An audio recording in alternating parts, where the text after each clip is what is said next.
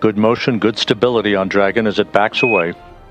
Good opening rate reported by the visiting vehicle officer. 287 दिन बाद शुभ घड़ी आ गई है। स्पेस स्टेशन से ड्रैगन कैप्सूल रवाना हो चुका है। अब से ठीक 5 घंटे 12 मिनट बाद सुनीता विलियम्स की पृथ्वी पर री एंट्री होने वाली है। 18,720 सेकंड बाद जब घड़ी की सुई 3:27 पर होगी, सुनीता विलियम्स हमारे बीच आ चुकी होंगी। सुनीता की वापसी पर अंतरिक्ष से लेकर अमेरिका, दिल्ली से गुजरात तक जश्न का माहौल है। सुनीता का परिवार खुश है, लेकिन धड़कनें बढ़ी हुई हैं। सुनीता वापस आ रही हैं, इससे सारा हमारा कुटुंब, सारा फैमिली, सुनीता की बहन, सुनीता की मम्मी, सुनीता के बड़े भाई और सुनीता के सभी संबंधी, अमेरिका रहते हुए हमारे सभी संबंधी, सब लोग बहुत खुश है और बहुत आतुरता से उनकी राह देख रहे हैं कि कब वो वापिस आ जाए। गुजरात का झुलासन सुनीता का पैतृक गांव है। वहां स्कूल में भी उनकी तस्वीर लगाई जा चुकी है। छोटे छोटे बच्चे उनकी सेफ लैंडिंग को लेकर प्रेयर कर रहे हैं। गांव में अखंड ज्योत जलाई गई है। जब से पता चला कि अब वो रिटर्न हो रही है, तो गांव में मंदिर में गांव में पूजा करवाई, उसकी अखंड ज्योत चलती है, वहाँ भी पूजा करवाई। वो जोगणिया माता का मंदिर है, वहाँ भी पूजा चलती है। और सेफ साइड वो लैंड कर ले, इसके लिए लैंड करने के बाद स्कूल में हमने सेलिब्रेशन रखा है कि स्कूल से वहाँ लड़कों के साथ दौला माता का मंदिर जाएंगे, जहाँ उनकी अखंड ज्योत रखी है। एलन मस्क की कंपनी के जिस ड्रैगन कैप्सूल में सुनीता विलियम्स सवार हैं, वह कैप्सूल धरती के बेहद करीब आ चुका है।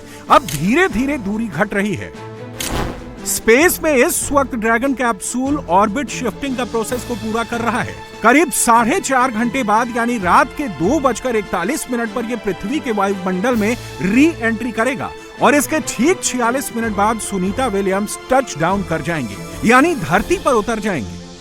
287 दिन बाद स्पेस से सुनीता विलियम्स की वापसी कैसे हो रही है, नासा से लेटेस्ट रिपोर्ट क्या आई है, अब अनडॉकिंग से लेकर टच डाउन का पूरा प्रोसेस जान लीजिए।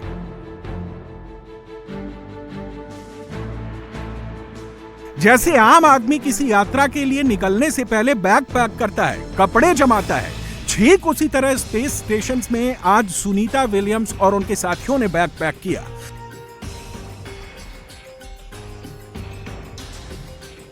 सुनीता और उनके साथियों ने वो स्पेस सूट पहना जिसे पहनकर उन्हें धरती तक की यात्रा करनी है। इसके बाद सुनीता विलियम्स का विदाई समारोह हुआ। स्पेस स्टेशन में मौजूद 4 एस्ट्रोनॉट्स ने उन्हें विदाई दी। And on the other side of Butch is a glove box where we've done some stem cell research as well as DNA sequencing.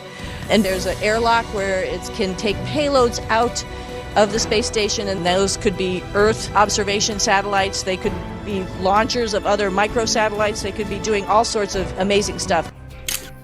इसके बाद चारों एस्ट्रोनॉट अंतरिक्ष से धरती की यात्रा के लिए ड्रैगन कैप्सूल में सवार हो गए।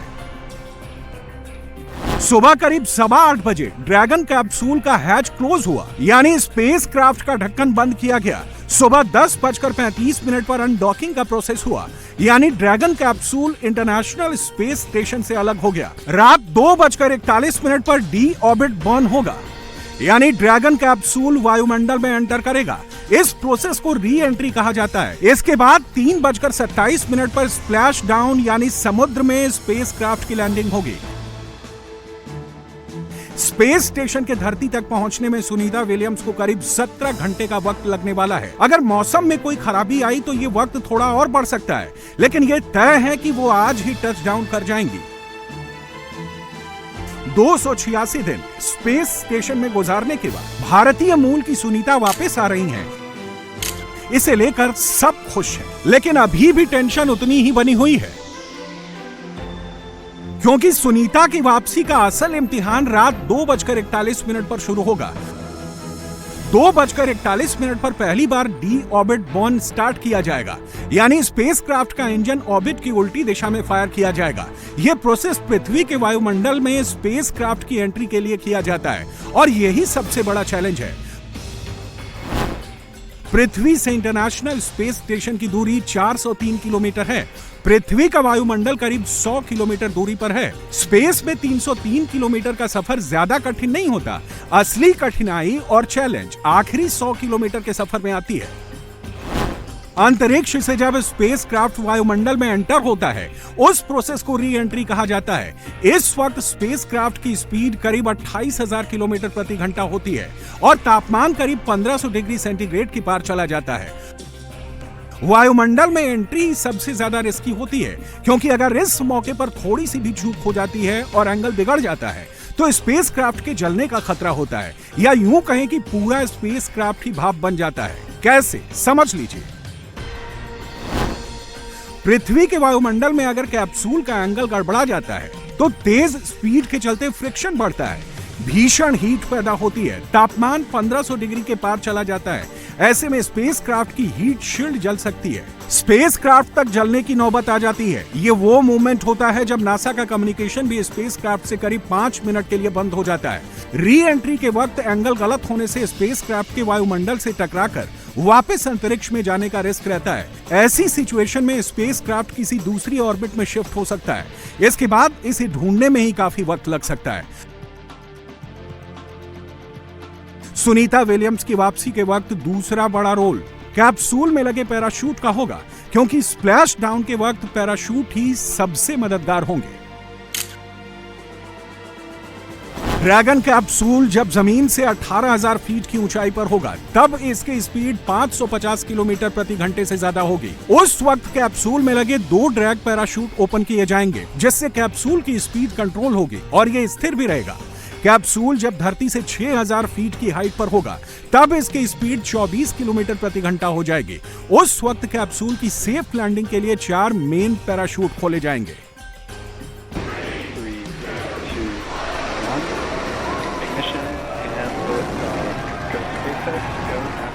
सभी 6 पैराशूट का सही टाइम पर खुलना जरूरी होता है।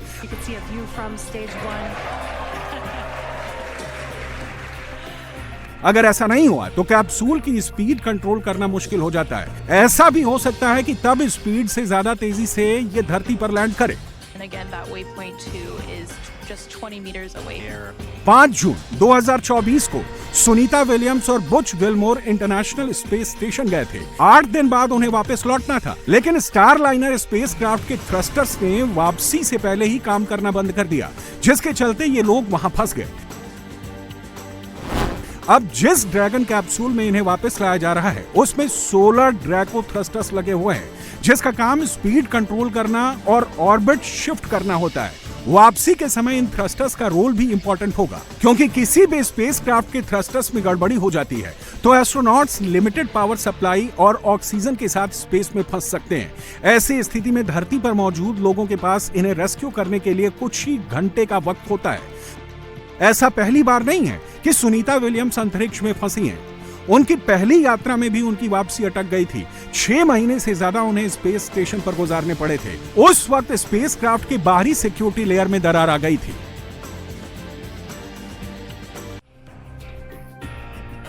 लेकिन इस बार ड्रैगन कैप्सूल भेजा गया है, जिस पर स्पेस साइंस से जुड़े लोग अच्छा खासा भरोसा करते हैं। अंतरिक्ष यात्री इस कैप्सूल को सबसे ज्यादा सुरक्षित मानते हैं। ड्रैगन कैप्सूल अभी तक 49 मिशन सक्सेसफुली कंप्लीट कर चुका है, 44 बार इंटरनेशनल स्पेस स्टेशन का सफर तय कर चुका है, 29 बार रीफ्लाइट्स यानी अंतरिक्ष से वापसी करा चुका है। सुनीता विलियम्स की वापसी के लिए जो स्पेसक्राफ्ट भेजा गया है, उसमें एरर की गुंजाइश ना के बराबर है, लेकिन फिर भी लोगों की धड़कनें बढ़ी हुई हैं। नासा एस्ट्रोनॉट्स की घर वापसी पर पल पल नजर बनाए हुए है। स्पेसक्राफ्ट की हर मूवमेंट पर नजर रखी जा रही है। सब कुछ ठीक रहा तो रात 3 बजे के बाद स्प्लैश लैंडिंग शुरू हो जाएगी और ड्रैगन कैप्सूल फ्लोरिडा के समुद्र में लैंड कर जाएगा। इसके लिए भी खास तैयारी की गई है। स्प्लैश डाउन के लिए समुद्र में रिकवरी व्हीकल यानी जहाज खड़ा किया गया है। जैसे ही ड्रैगन कैप्सूल समुद्र में उतरेगा, जहाज पर मौजूद लोग कैप्सूल तक पहुंचकर सुनीता विलियम्स के साथ सभी एस्ट्रोनॉट्स को बाहर निकालेंगे। सुनीता की सेफ लैंडिंग के बाद भी चुनौती कम नहीं होगी। चारों एस्ट्रोनॉट्स को तुरंत डॉक्टर्स अपने ऑब्जर्वेशन में ले लेंगे। लैंडिंग के तुरंत बाद सुनीता विलियम्स को नासा के जॉनसन स्पेस सेंटर टेक्सास ले जाया जाएगा, जहां डॉक्टर्स की टीम उनका मेडिकल चेकअप करेगी। रिकवरी प्रोटोकॉल का पालन किया जाएगा। सुनीता विलियम्स की वापसी जितनी चुनौतीपूर्ण है, उतनी ही बड़ी चुनौती धरती पर लौटने के बाद यहाँ के एनवायरमेंट में एडजस्ट करने की है। माना जा रहा है कि धरती के माहौल में ढलने के लिए उन्हें 45 दिन से लेकर 1 साल तक का वक्त लग सकता है। उन्हें कैसी कैसी परेशानी आ सकती है, देखिए। ये तस्वीर अंतरिक्ष यात्री स्कॉट केली और मिखाइल कार्नियको की धरती पर वापसी की है। 340 दिन स्पेस में गुजारकर जब ये लोग धरती पर पहुंचे तो चलना भूल चुके थे। इन लोगों को स्पेसक्राफ्ट से उतरने के लिए 4 लोगों की मदद लेनी पड़ी।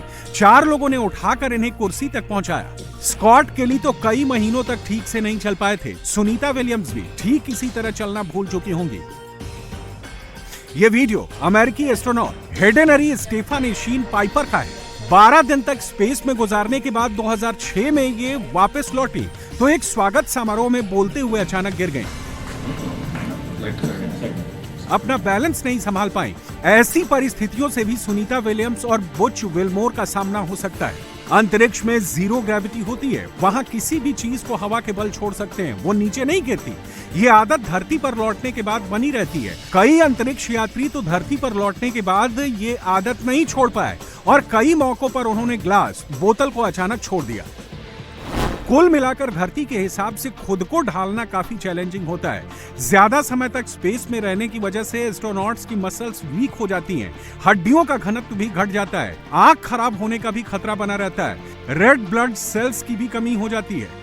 धरती के हिसाब से खुद को एडजस्ट करने के लिए एस्ट्रोनॉट्स को डॉक्टर और फिजिकल एक्सपर्ट से रिकवरी ट्रेनिंग लेनी पड़ती है।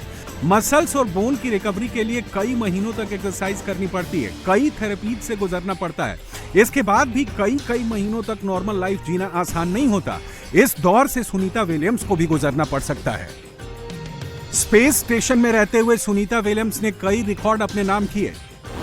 सुनीता विलियम्स अंतरिक्ष में कुल 286 दिन बिता चुकी हैं। वो एक यात्रा में सबसे ज्यादा दिन ISS पर बिताने वाली तीसरी महिला वैज्ञानिक बन चुकी हैं। पहले नंबर पर 328 दिन बिताने वाली क्रिस्टीना कोच और दूसरे नंबर पर 289 दिन स्पेस स्टेशन पर गुजारने वाली पिगी विट्स है। स्पेस स्टेशन पर रहते हुए सुनीता विलियम्स ने कुल 4576 बार पृथ्वी का चक्कर लगाया है और 12,13,47,491 मील का सफर तय कर चुकी हैं। स्पेस वॉक के मामले में सुनीता पहले नंबर पर हैं। अभी तक उन्होंने कुल 9 बार में 62 घंटे 6 मिनट स्पेस वॉक में भी बिताए हैं।